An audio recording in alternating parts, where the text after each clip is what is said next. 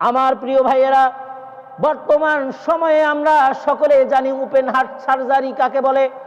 Open heart surgery বর্তমান বিজ্ঞান বলতে চায়, বিজ্ঞান প্রমাণ করতে চায় যে তারা এটা আবিষ্কার করেছে।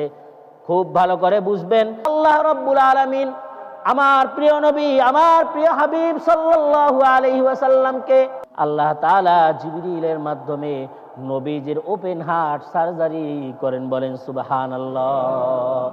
এখান থেকে প্রতীয়মান হয় ওপেন হার্ট সার্জারি করলে মানুষের ইন্তেকাল হয় না, মানুষ মরে যায় না। কারণ আল্লাহ রাব্বুল আলামিন নিজ নবী হযরত সাইয়্যিদুনা মুহাম্মদুর রাসূলুল্লাহ সাল্লাল্লাহু আলাইহি ওয়াসাল্লামকে ওপেন হার্ট সার্জারি করিয়েছেন। বলেন সুবহানাল্লাহ।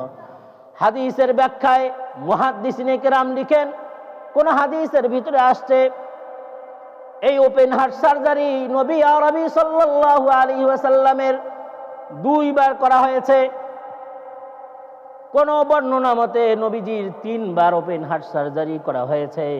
কোন কোন বর্ণনা মতে নবীজি সাল্লাল্লাহু আলাইহি ওয়াসাল্লামের এই ওপেন হার্ট সার্জারি 4 বার করা হয়েছে। বলেন সুবহানাল্লাহ।